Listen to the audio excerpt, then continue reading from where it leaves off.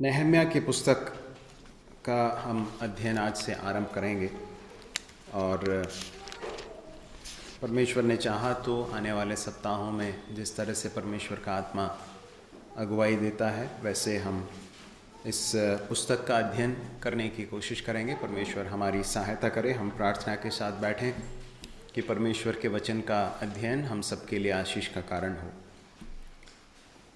इससे पहले कि हम इस पुस्तक के अध्ययन में जाएं, कुछ बुनियादी बातें, कुछ बातें आपको इस पुस्तक के संबंध में मैं बता दूं। यदि हम परमेश्वर के वचन को यदि हम देखें तो हम इस बात को समझ सकते हैं कि परमेश्वर ने इजरायली लोगों को अपनी निज प्रजा के रूप में चुना था। परमेश्वर ने उनसे कहा था कि तुम मेरे निज लोग होंगे, और परमेश्वर ने उन्हें एक विशेष दर्जा दिया और उनके द्वारा परमेश्वर ने आसपास की दूसरी जो जातियां हैं उनके बीच में इस बात को प्रकट करना चाहा कि परमेश्वर अपने लोगों के साथ किस तरह से व्यवहार करते हैं। उनके प्रति जो व्यवहार है उसके द्वारा परमेश्वर ने अपनी पवित्रता, अपनी सामर्थ, अपनी धार्मिकता, अपने चरित्र को संसार के ऊपर उजागर करने का उद्देश्य रखा था। और परमेश्वर ने उनसे कहा था कि यदि तुम मेरी व्यवस्थाओं का पालन करोगे तो तुम उस स्थान पर जिसे मैं तुम्हें दे रहा हूं वहां पर तुम रहोगे, तुम वहां फलवंत होंगे। यदि हम व्यवस्था विवरण की पुस्तक उसके 28वें अध्याय में आ जाएं तो वहां पर उसके विषय में हम पढ़ सकते हैं। यदि हम निकालें 28वें अध्याय के पहले कुछ पदों को हम देखते हैं। यदि तू अपने परमेश्वर यहोवा की सब आज्ञाएं जो मैं आज तुझे सुनाता हूं चौकसी से पूरी करने को चित्त लगाकर उसकी सुने तो वह तुझे पृथ्वी की सब जातियों में श्रेष्ठ करेगा। और फिर अपने परमेश्वर यहोवा की सुनने के कारण ये सब आशीर्वाद तुझ पर पूरे होंगे। धन्य होगा तू नगर में, खेत में, तेरी संतान, तेरी भूमि की उपज, गाय, भेड़, बकरी आदि पशुओं के बच्चे। और आगे जाकर परमेश्वर कहता है कि जब तेरे शत्रु तुझ पर चढ़ाई करेंगे तो वे तुझसे हार जाएंगे। एक रास्ते से आएंगे और 7 मार्ग से वो भाग जाएंगे। इस तरह से परमेश्वर ने उनको प्रतिज्ञा दी थी कि यदि तुम मेरी व्यवस्था पर चलोगे तो तुम फलवंत होंगे। जिस स्थान पर मैंने तुम्हें रखा है वहां पर तुम रहोगे।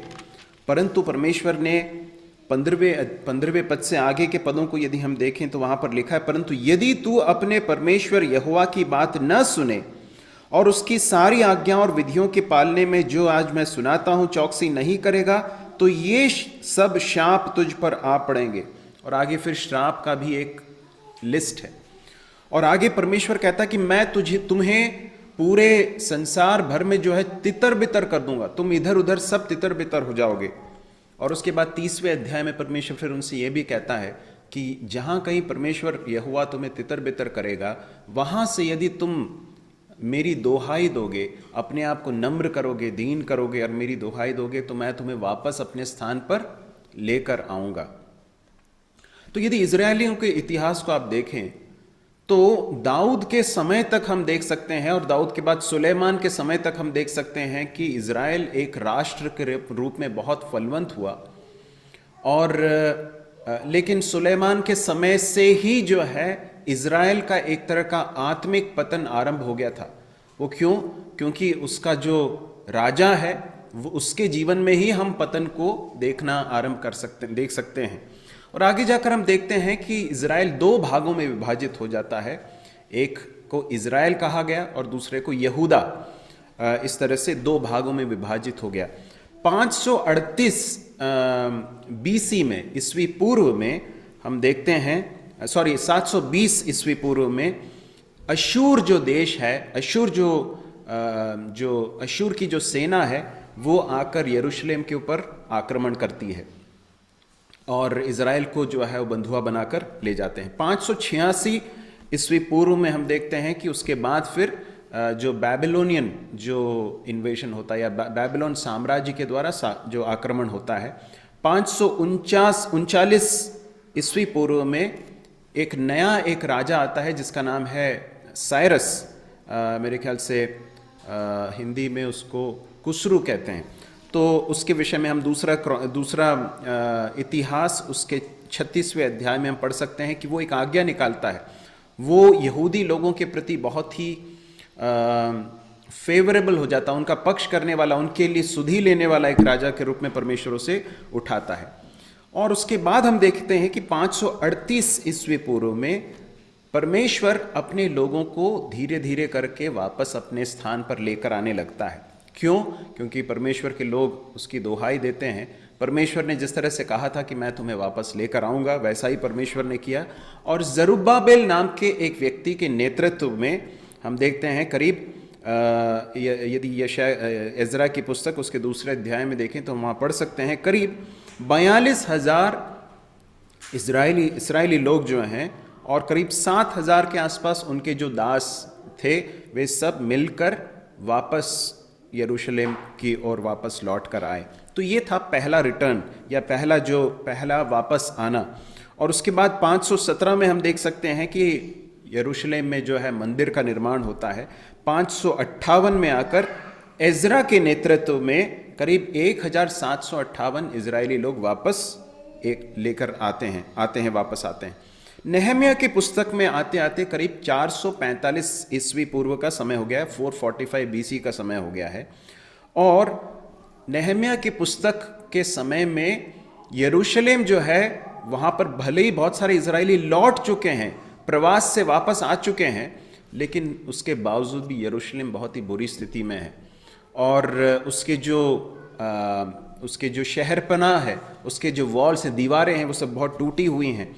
और नेहम्याह की पुस्तक जो है प्रमुख रूप से इस बात का वर्णन है कि किस तरह से नेहम्याह के नेतृत्व में परमेश्वर ने इजरायली लोगों को यरूशलेम की शहरपनाह को बनाने के लिए परमेश्वर ने सहायता की। करीब 52 दिनों में, 52 दिनों मतलब हम कह सकते हैं कि करीब 2 महीने के से भी कम समय के अंतराल में ये संपूर्ण जो दीवार जो टूटी हुई थी उसे वापस बनाने के लिए परमेश्वर ने सहायता की। नेहम्याह जो है वो राजा के द्वारा, बाबिलोन के राजा के द्वारा नियुक्त किया गया गवर्नर के रूप में, यहूदा के गवर्नर के रूप में, राज्यपाल के रूप में वहाँ पर ठहराया गया। और न सिर्फ यरूशलेम की दीवारों को बनाने के लिए परमेश्वर ने सहायता की नेहम्याह को, परंतु इजरायली लोगों के आत्मिक जीवन का भी उत्थान करने के लिए, उनकी उन्नति करने के लिए परमेश्वर ने सहायता की। तो ये है एक थोड़ा सा इसका परिचय इस पुस्तक का। अब हम इसके पहले अध्याय में आ जाएंगे। ठीक है, पहले अध्याय के उस पूरे अध्याय को हम पढ़ लेंगे। मैं आग्रह करूंगा कोई भी उसे पढ़ लें।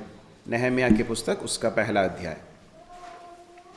हकलिया के पुत्र नेहम्याह के वचन 20वें वर्ष के किस लवे नाम महीने में, जब मैं शूशन नाम राजगढ़ में रहता था, तब हनानी नाम मेरा एक भाई और यहूदा से आए हुए कई एक पुरुष आए। तब मैंने उनसे उन बचे हुए यहूदियों के विषय जो बंधुआई से छूट गए थे और यरूशलेम के विषय में पूछा।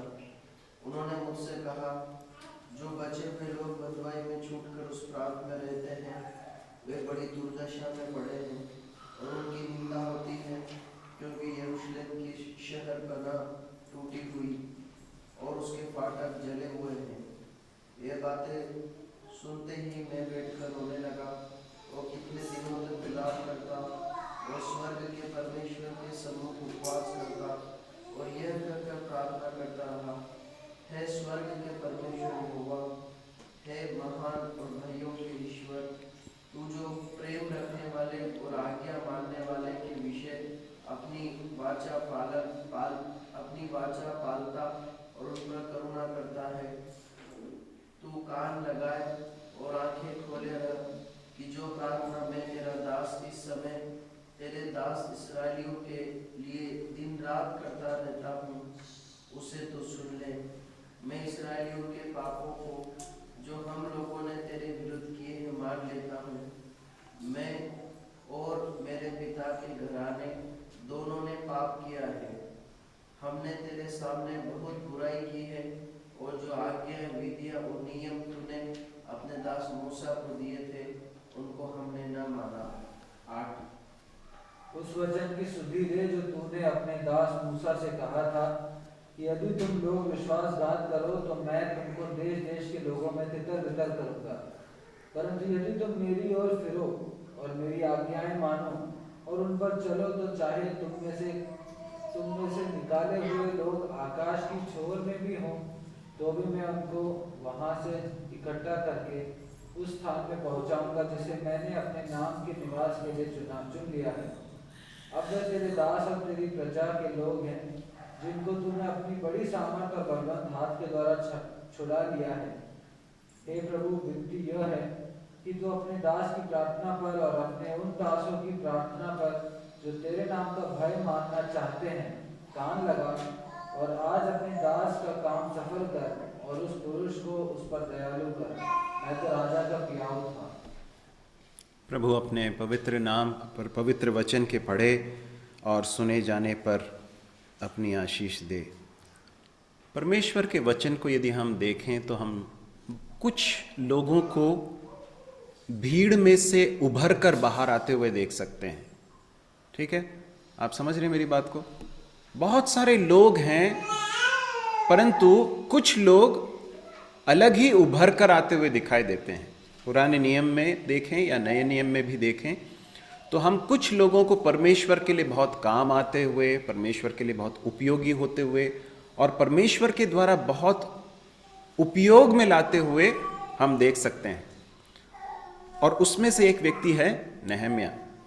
हम जब इस पुस्तक का अध्ययन करेंगे तो सिर्फ नेहम्याह के उस व्यक्तित्व पर ही आधार पर सिर्फ अध्ययन नहीं करेंगे, परंतु उसके साथ साथ किस तरह से परमेश्वर ने नेहम्याह का उपयोग किया, किस तरह से उन परिस्थितियों में अपना कार्य किया, उन सारी बातों को भी एक एक करके हम देखेंगे।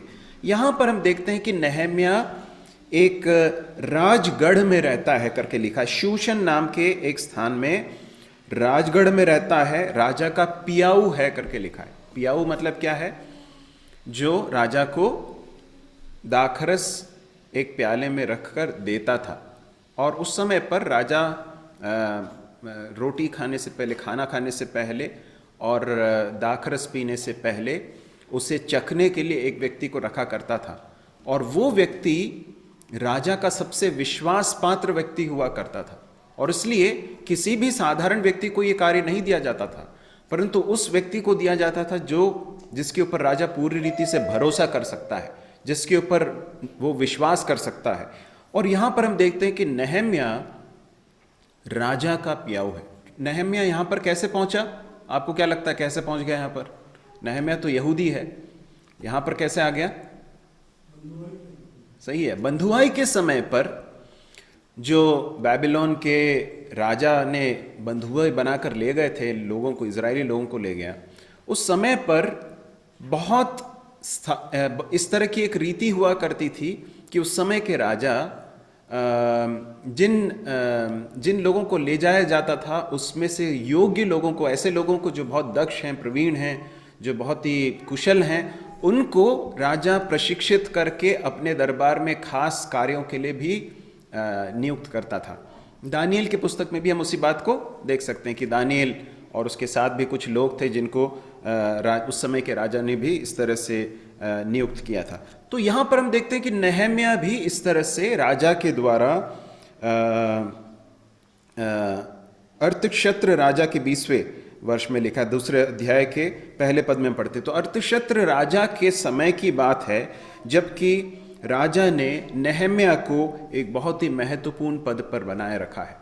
अब देखिए, हमें इस बात को समझने की ज़रूरत है कि यरूशलेम में और इज़राइल में अभी इस समय पर क्या घट रहा है, क्या हो रहा है।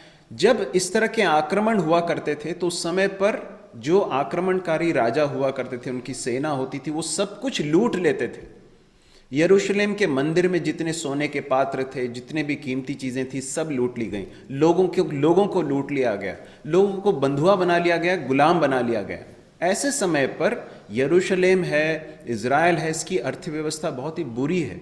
लोग बहुत गरीबी में, तंगहाली में अपने जीवन को व्यतीत कर रहे हैं और बहुत बुरी अवस्था, अपमान में अपने जीवन को व्यतीत करते हैं। ऐसे समय पर नेहम्याह एक बहुत ही प्रिविलेज्ड पोजीशन में या फिर बहुत ही एक अच्छी अवस्था में आज के हम अवस्था में हम कहें तो वो एक ऐसी नौकरी में है जिसको हम कह सकते हैं कि आज के अगर भाषा में कहें तो आईएएस की एक नौकरी कह सकते हैं, या जो सबसे ऊंचे पद में जो लोग काम करते हैं उनमें से एक पद के रूप में हम देख सकते हैं। तो नहम्याह भले ही बंधुआई में लेकर आया गया, लेकिन इस समय पर बहुत ही ऊंचे पद पर है, बहुत ही एक प्रिविलेज पोजीशन में है, और वो महल में रहता है और राजसी ठाट बाट में रहने वाला एक व्यक्ति है। ठीक है, इस बात को अपने मन में बनाए रखिए जब हम आगे पढ़ेंगे। लिखा है 20वें वर्ष के किस्लेव नामक महीने में जब मैं शूशन नामक राजगढ़ में रहता था, तब हनानी नामक मेरा एक भाई और यहूदा से आए हुए कई एक पुरुष आए। तब मैंने उनसे उन बचे हुए यहूदियों के विषय जो बंधुआई से छूट गए थे और यरूशलेम के विषय में पूछा। अब यहां पर एक बहुत रोचक बात दिखाई देती, क्या है? कुछ लोग यहूदा प्रांत से आए हैं। ठीक है, एक व्यक्ति का नाम बताया गया, उसका नाम है हनानी, और कुछ और पुरुष आए। और जब वो लोग आते हैं, नहम्याह क्या कर रहा है? नहम्याह उनसे पूछ रहा है। किसके बारे में पूछ रहा है? उन यहूदियों के विषय में जो बंधुआई से छूट गए थे, मतलब जो वापस चले गए थे, और यरूशलेम के विषय में पूछा। कृपया ध्यान दें, जब नहम्याह बहुत ही अच्छी अवस्था में, अच्छी नौकरी में है, कोई समस्या नहीं है, पैसे की कोई किल्लत नहीं है, राजसी ठाट बाट में जीवन बिता रहा है, ऐसे समय पर यरूशलेम में जो दुर्दशा में पड़े हुए लोग हैं उनके बारे में पूछने की कोई आवश्यकता है क्या? मानुषिक रूप से देखा जाए तो हमें कोई कारण दिखाई नहीं देता, परंतु यहां पर हम देखते हैं कि वो पूछता है। वो भले ही उस महल में रह रहा था, परंतु उसका हृदय कहां था, इस बात से समझ में आता है कि वो यरूशलेम के विषय में पूछता है, उन लोगों के बारे में पूछता है जो बंधुआई से छूटकर वापस चले गए थे। मेरे प्रिय भाइयों और बहनों, हम भले इस संसार में रखे गए हैं, प्रभु ने हमें अलग अलग अवस्थाओं में रखा है। हो सकता है आपको परमेश्वर ने अच्छी नौकरी दी है या अच्छी अवस्था में रखा है, परंतु हमें एक बात कभी भूलना नहीं है कि परमेश्वर ने जहाँ कहीं भी हमें रखा है उसके पीछे परमेश्वर का एक उद्देश्य है। हम ऐसे ही किसी स्थान पर नहीं आ गए। आपको याद होगा एक और पुस्तक है पुराने नियम में, जिसमें एक स्त्री को परमेश्वर ने अपने बड़े काम के लिए उपयोग में लाया। कौन है वो, आप जानते हैं? एस्तेर की पुस्तक हम देखते हैं, और वहां पर एस्तेर से मोर्देकाई इस तरह से एक बात कहता है कि यदि तू इस समय पर चुप रहेगी तो यहूदियों के लिए जो उद्धार है वो किसी न किसी स्थान से परमेश्वर ले आएगा, परंतु तू और तेरा घराना नाश हो जाएंगे। और उसके बाद मोर्देकाई एक बात कहती है, क्या जाने कि परमेश्वर ने तुझे इसी उद्देश्य के साथ इस स्थान पर रखा है। एस्तेर का रानी हो जाना और वहां पर उस पद पर पहुंचने के पीछे एक स्वर्ग का या परमेश्वर का एक उद्देश्य है, इस बात को मोर्देकाई एस्तेर को स्मरण दिला रहा है। नहम्याह भले ही राजमहल में है, यरूशलेम के समस्याओं से और वहां पे जो लोग जिस दुर्दशा में उन सब से बहुत अलग है, बहुत दूर है, उसको वहां उनको उन सारी समस्याओं से कोई क्या बोलना चाहिए, प्रभावित नहीं है, परंतु उसका हृदय उसके बारे में बहुत कंसर्न्ड है, बहुत चिंतित है। मेरे प्रिय भाइयों और बहनों, यदि हम परमेश्वर के लिए नहम्याह के समान या एस्तेर के समान या दाऊद के समान, इब्राहिम के समान, पौलुस के समान हम परमेश्वर के लिए काम आना चाहते हैं ना, तो एक बात बहुत बहुत महत्वपूर्ण है। वो क्या आप जानते हैं? लोगों के लिए, परमेश्वर के लिए जो बातें कंसर्न की बातें हैं, परमेश्वर के लिए जो बातें महत्वपूर्ण है, वो हमारे लिए भी महत्वपूर्ण हो जाए। अंग्रेजी में इस तरह से कहते हैं, to be concerned about the concerns of God. परमेश्वर के हृदय में वो बातें जो परमेश्वर के लिए बहुत महत्वपूर्ण है, जो परमेश्वर के लिए बहुत चिंता की बात है, वो हमारे लिए भी बहुत महत्वपूर्ण बन जाए, तब हमें परमेश्वर अपने कार्य के लिए इस्तेमाल कर सकता है। यदि हम अपने अपने कंफर्ट जोन्स में, यदि हम अपने अपने स्थानों पर, परमेश्वर ने अच्छी नौकरी दी है या अच्छा काम दिया है या अच्छा एक आर्थिक अवस्था दी है, मैं अपने ही इस कंफर्ट जोन में बना रहूँगा, यदि इस तरह से यदि हम अपने जीवन को बिताएंगे, तो मैं आपको बताना चाहता हूँ कि जीवन तो खत्म हो जाएगा, परंतु जीवन से परमेश्वर के उद्देश्य पूरे नहीं हो पाएंगे। मैं इस बात को पूरी रीति से विश्वास करता हूं कि परमेश्वर आज इस सभा में उपस्थित अनेक लोगों में से नहम्याओं को और एस्तेर को परमेश्वर उठा सकता है। ऐसे लोगों को उठा सकता है जो परमेश्वर के लिए बड़े बड़े काम करने के लिए प्रयुक्त हो जाएं, प्रयोग किए जाएं। क्या आप विश्वास करते हैं कि परमेश्वर आपका उपयोग कर सकता है? विश्वास करते हैं? परमेश्वर उपयोग कर सकता है, लेकिन क्या परमेश्वर के कंसर्न्स आपके लिए भी कंसर्न्स हैं? क्या परमेश्वर के हृदय की बातें आपके लिए भी चिंता का विषय है? क्या परमेश्वर के लिए क्या महत्वपूर्ण है, क्या वो हमारे लिए भी महत्वपूर्ण है? यहां पर हम पढ़ते हैं कि वो उनके विषय में पूछता है, और उसके बाद फिर तीसरे पद में हम पढ़ते हैं, उन्होंने मुझसे कहा, जो बचे हुए लोग बंधुआई से छूटकर उस प्रांत में रहते हैं, वे बड़ी दुर्दशा में पड़े हैं और उनकी निंदा होती है, क्योंकि यरूशलेम की शहरपनाह टूटी हुई और उसके फाटक जले हुए हैं। अब जब पूछते हैं तब ये खबर उसको मिलती है। हम यदि चाहते हैं कि परमेश्वर हमारे जीवन को लेकर एक अच्छे पात्र के रूप में उपयोग में लाए, परमेश्वर के लिए हम काम आए, तो बहुत ज़रूरी है कि हम प्रभु के कंसर्न्स या परमेश्वर के लिए जो बातें महत्वपूर्ण, उसको हम भी उतना ही महत्व दें, और साथ साथ में हम पूछें या पता भी करें, है ना। नहम्याह जब ये लोग आए तो क्या करता है? उनसे पूछताछ करता है, यरूशलेम कैसा है भाई, यरूशलेम की स्थिति कैसी है, उसके शहरपनाह कैसे हैं, वहाँ के लोग किस अवस्था में हैं। क्या हम भी पता करते हैं? क्या लोगों की अवस्था क्या है? यरूशलेम के बारे में आगे जाकर हम पढ़ते हैं, ये बताते हैं कि लोग बड़ी दुर्दशा में पड़े हैं। ये दुर्दशा कैसी दुर्दशा आप जानते हैं? जब शहरपनाह टूट जाती है तो लोग सुरक्षित हैं क्या? नहीं है, सुरक्षित नहीं है, लोग सुरक्षित नहीं हैं, और शत्रु कभी भी आक्रमण कर सकता है, और उसके अलावा लोग बहुत ही आत्मिक रूप से दुर्दशा में पड़े होते हैं। आगे जाकर अब हम जब इस पुस्तक का अध्ययन करेंगे तब हमें समझ में आएगा कि लोग न सिर्फ शारीरिक रूप से असुरक्षित थे, परंतु लोगों ने आसपास के लोगों के समान व्यवहार करना चालू कर दिया था। आसपास की जो जातियां हैं उनके समान वे लोग बर्ताव करने लगे थे, और इसलिए हनानी और जो दूसरे लोग आकर क्या कहते हैं कि देखो वहाँ के लोग बड़ी दुर्दशा में पड़े। दुर्दशा का मतलब सिर्फ पैसों की तंगी या तकलीफ नहीं है, वो नहीं है जो यहाँ बताया जा रहा है, परंतु आत्मिक रूप से बहुत ही दुर्दशा में पड़े हुए हैं। और लिखा है उनकी निंदा होती है, क्योंकि यरूशलेम की शहरपनाह टूटी हुई और उसके फाटक जले हुए हैं। चौथे पद को पढ़ें, ये बातें सुनते ही मैं बैठकर रोने लगा और कितने दिन तक विलाप करता और स्वर्ग के परमेश्वर के सम्मुख उपवास करता और यह कहकर प्रार्थना करता रहा। देखिए इसके प्रत्युत्तर को जरा देखिए।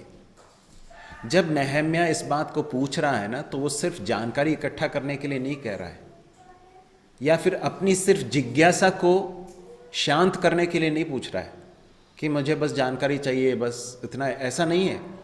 परंतु ये जब जानकारी उसे मिलती है कि यरूशलेम की क्या स्थिति है, वहाँ के लोगों की क्या स्थिति है, तो ये बात उसे पूरी रीति से हिला कर रख देती। यहाँ लिखा है कि ये बातें सुनकर ही मैं बैठकर रोने लगा। आप जरा सोच कर देखिए, इतने ऐशो आराम में, बहुत ही सुख सुविधाओं से परिपूर्ण एक जिंदगी बिताने वाला नहम्याह अभी बैठकर रो क्यों रहा है? क्यों रो रहा है? क्योंकि उसके लिए ये उसको इस बात ने पकड़कर हिला दिया है। देखते हैं वो बैठकर रोने लगा। यरूशलेम की स्थिति, वहाँ के लोगों की स्थिति जब सुनी उसने, तो हम पढ़ते हैं कि वो रोने लगा, बैठकर रोने लगा। मेरे प्रिय भाइयों और बहनों, हम जब तक परमेश्वर के समान हृदय नहीं रखेंगे तब तक हम इस तरह से बर्ताव नहीं कर पाएंगे, इस तरह से प्रत्युत्तर नहीं दे पाएंगे। जब हम परमेश्वर के समान देखने लगेंगे तभी हमारा हृदय भी उसी तरह से रिस्पॉन्ड करेगा। आप समझ रहे हैं बात को? परमेश्वर के देखने की दृष्टि होना बहुत जरूरी है। बहुत जरूरी है कि हम परमेश्वर के समान देखने लगें। जब परमेश्वर जैसे देखते हैं वैसे हम देखने लगेंगे तब हमें चीजें जैसी हैं वैसी दिखाई देंगी। प्रभु यीशु मसीह शिष्यों के साथ थे, भीड़ आसपास, बड़ी भीड़ इकट्ठी हो गई। शिष्यों को क्या लगने लगा कि भीड़ इकट्ठी हो गई, अब इनको क्या करना चाहिए? क्या करना चाहिए? रवाना करो, इनको रवाना करो। प्रभु यीशु मसीह के बारे में क्या लिखा है? उसने भीड़ को देखकर उसने तरस खाया। उसने देखा कि वे ऐसी भेड़ें हैं जिनका कोई रखवाला नहीं, जिनका कोई चरवाहा नहीं। वो दृष्टि मिलनी जरूरी है। जब हम उस तरह से देख पाएंगे ना तभी हम रो पाएंगे। लोग वास्तव में किस स्थिति में हैं इसे देख पाना, इसके लिए आत्मिक दृष्टि की जरूरत है। नहीं तो हम सिर्फ बाहरी चीजें देख पाएंगे। हम देख पाएंगे कि हाँ ठीक है, बढ़िया, नौकरी अच्छी चल रही है, सब चीजें ठीक हैं, परंतु लोगों की आत्मिक स्थिति कैसी है इस बात को देखने के लिए आत्मिक दृष्टि बहुत जरूरी है। यहां पढ़ते हैं कि वो बैठकर रोने लगा। आपको क्या लगता है कब एक व्यक्ति कोई खबर सुनकर बैठकर ऐसे रोने लगता है? कब होता है? यूजुअली कब होता है?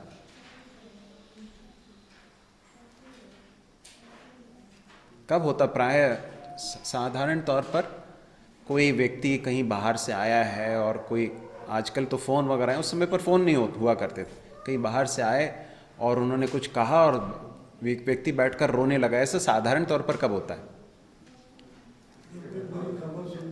जब कोई बुरी खबर सुनता है ना, और विशेषकर किसी के मौत के बारे में सुनता है, तब व्यक्ति बैठकर इस तरह से रोने लगता है। सोचकर देखिए, इस तरह से इस खबर ने नहम्याह को पकड़कर हिला दिया है। मेरे प्रिय भाइयों और बहनों, हम क्या देख पा रहे हैं? क्या हमारी आंखें खुली हुई हैं कि क्या चल रहा है हमारे आसपास?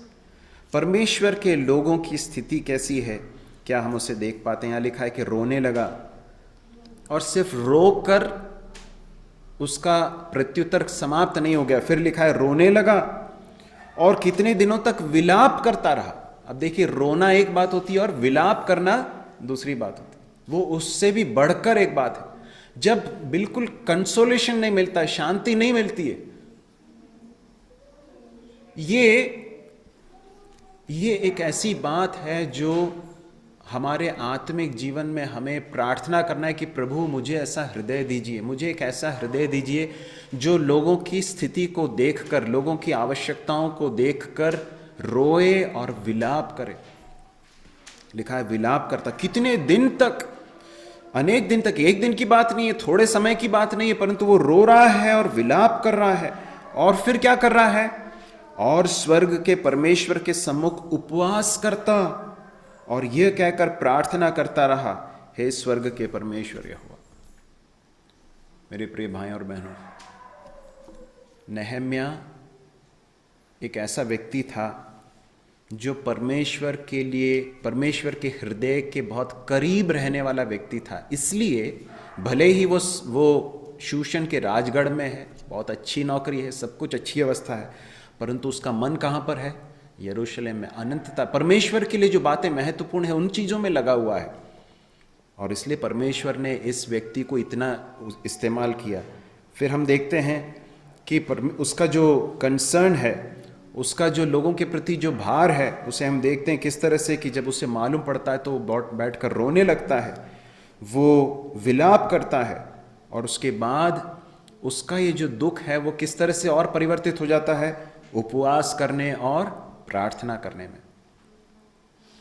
हम इस पूरे पुस्तक को यदि हम देखें तो 3 बातें प्रमुख रूप से देख सकते हैं नहम्याह के बारे में। पहली बात, नहम्याह एक व्यक्ति जो कंसर्न रखने वाला व्यक्ति था। दूसरा है नहम्याह जो प्रार्थना करने वाला व्यक्ति था। और तीसरा है, नहम्याह एक ऐसा व्यक्ति जो उस बोझ को प्रार्थना तक सीमित न करते हुए आगे उससे जो हो सकता है उसे करने के लिए अपने आप को देता था। देखते हैं कि वो प्रार्थना करने लगा, उपवास करके प्रार्थना करने लगा। उपवास क्यों किया जाता है? उपवास जब करते हैं तो ये सिर्फ एक रीति रिवाज के तौर पर नहीं किया जाता। उपवास क्यों करते हैं? परमेश्वर के वचन में उपवास को हमेशा प्रार्थना के साथ जोड़ा गया है। ये सिर्फ एक धार्मिक रीति रिवाज नहीं है, परंतु उपवास इस बात को दर्शाता है कि मैंने अपने आप को प्रार्थना करने के लिए अलग कर दिया है, इसलिए मैं भोजन से भी अपने आप को अलग कर रहा हूं। मैं परमेश्वर को ये बताना चाहता हूं, प्रभु मेरे लिए अभी भोजन भी इतना महत्वपूर्ण नहीं है, मैं उसको भी परे रखने के लिए तैयार हूं। मेरे लिए बात बहुत सीरियस है प्रभु। ये है उसका अर्थ। जब हम उपवास करते हैं तो वो इस बात को, परमेश्वर को ये बता रहे हैं हम कि प्रभु मेरे लिए ये बात बहुत गंभीर है, ये मेरे लिए बहुत सीरियस बात है, इसलिए मैं सब कुछ हटाने के लिए तैयार हूं। उपवास का अर्थ सारी चीजों को परे रख कर परमेश्वर के चरणों पर आना, यह है उपवास कर। तो यहां देखते हैं उपवास करता और प्रार्थना करता रहा। अब क्या प्रार्थना कर रहा है? 5वें पद में लिखा है, हे स्वर्ग के परमेश्वर यहोवा, हे महान और भययोग्य ईश्वर, तू जो अपने प्रेम रखने वाले और आज्ञा मानने वालों के विषय अपनी वाचा पालता और उन पर करुणा करता है, तू कान लगाए और आंखें खोले रह कि जो प्रार्थना मैं तेरा दास इस समय तेरे दास इजराइलियों के लिए दिन रात करता रहता हूं, उसे तू सुन ले। मैं इजराइलियों के पापों को जो हम लोगों ने तेरे विरुद्ध किए मान लेता हूं। मैं और मेरे पिता के घराने दोनों ने पाप किया है। अब यहां पर वो प्रार्थना कर रहा है। उसके प्रार्थना का जो कंटेंट क्या है, उसमें क्या बातें वो कह रहा है? सबसे पहले तो वो परमेश्वर को कैसे संबोधित करता है? हे स्वर्ग के परमेश्वर यहोवा। नहम्याह ने इस बात को समझ लिया था कि यरूशलेम बहुत बुरी स्थिति में है, शहरपनाह टूटी हुई है और लोग बहुत दुर्दशा में पड़े हुए हैं और इजरायली लोग बहुत बुरी रीति से आत्मिक रूप से पतित अवस्था में है, परंतु परमेश्वर स्वर्ग में विराजमान है। परमेश्वर अपने स्वर्ग के सिंहासन पर विराजमान है। ये बात हमें कभी भूलनी नहीं चाहिए। जब भी हम प्रार्थना करने के लिए आते हैं, जब परमेश्वर के सन्मुख प्रार्थना करते हैं, हमारे जीवन में बहुत कठिन परिस्थितियां, पहाड़ जैसे दिखने वाली परिस्थितियां दिखती होंगी, परंतु वी शुड नेवर फॉरगेट, कभी हमें भूलना नहीं है कि God is on the throne. परमेश्वर स्वर्ग के सिंहासन पर विराजमान है। कई बार हम बहुत डर जाते हैं ना, कई बार हम बहुत भयभीत हो जाते हैं, कई बार बहुत निराश हो जाते हैं, हमें दिखता नहीं कि क्या आगे क्या होने वाला है, लेकिन कभी हमें भूलना नहीं चाहिए कि हमारा परमेश्वर आज भी स्वर्ग में विराजमान है। देखिए, इजरायली लोगों की सुधि लेने जब ली परमेश्वर ने किस तरह से एक व्यक्ति को तैयार करके वहां भेजा। कहां पर? शूशन के राजगढ़ में। परमेश्वर का कार्य ऐसा होता है। हम जब उन परिस्थितियों में से होकर गुजरते हैं, हमें ऐसा लग सकता है कि सब कुछ बहुत प्रतिकूल है, सब कुछ गड़बड़ हो गया, अब तो कुछ ठीक नहीं हो सकता। सही है कि नहीं? आप लोग ऐसे बैठे हैं जैसे आप लोग यहां पर नहीं है, कहीं और चले गए हैं। सब लोग इधर हैं। देखिए, परमेश्वर ने अपनी बड़ी करुणा में हमें इस तरह से एकत्रित होने के लिए सहायता की। कितने समय तो हम जूम पर मिला करते थे, परंतु प्रभु ने ये अवसर दिया है, हम इसको बहुत कीमती होकर समझें।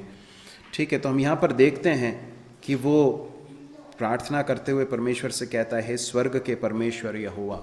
तो मैं आपको ये बता रहा था कि जब हम कठिन परिस्थितियों में से या तकलीफ दे परेशानी के समयों में से होकर गुजरते हैं, तो हमें कई बार समझ में नहीं आता कि ऊपर क्या चल रहा है, स्वर्ग में क्या चल रहा है।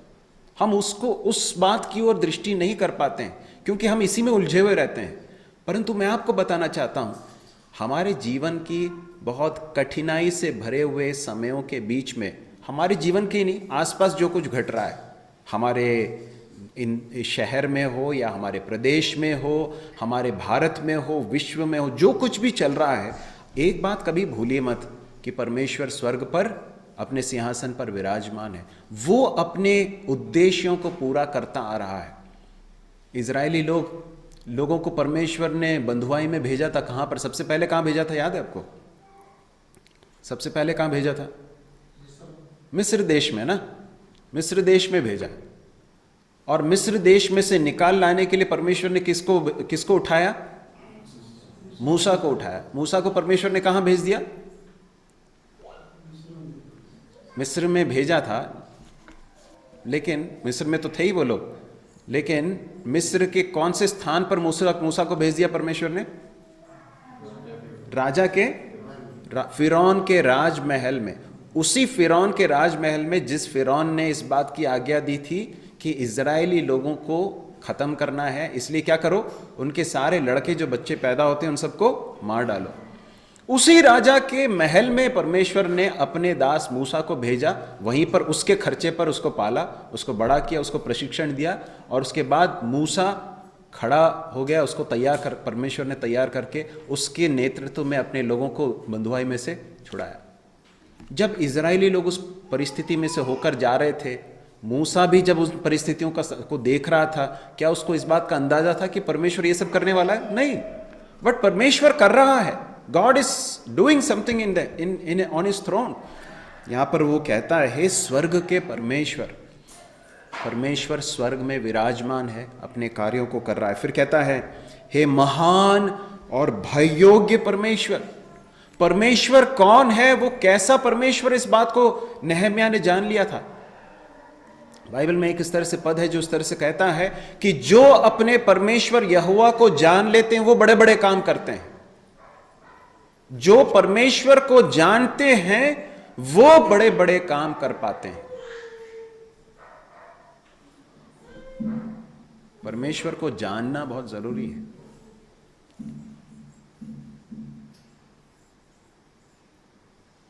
परमेश्वर को जानना बहुत जरूरी है। सिर्फ परमेश्वर के बारे में जानकारी प्राप्त करने की बात नहीं कर रहा हूं मैं, परंतु परमेश्वर को जानना, परमेश्वर के चरित्र को जानना, परमेश्वर को व्यक्तिगत रूप से जानना। वो कहता है कि तू महान और भययोग्य परमेश्वर है।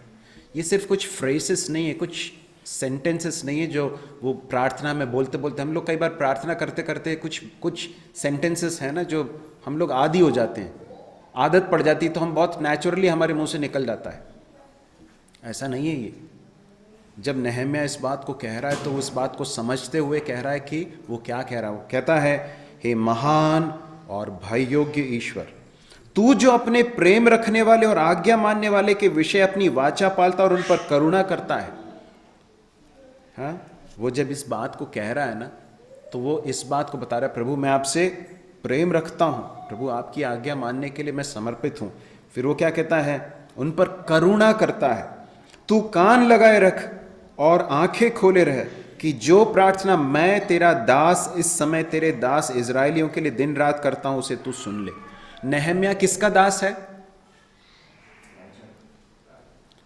शूशन में एक राजा है जो बहुत बड़ा सम्राट है, विश्व भर में उसका जो है उसका प्रभाव है।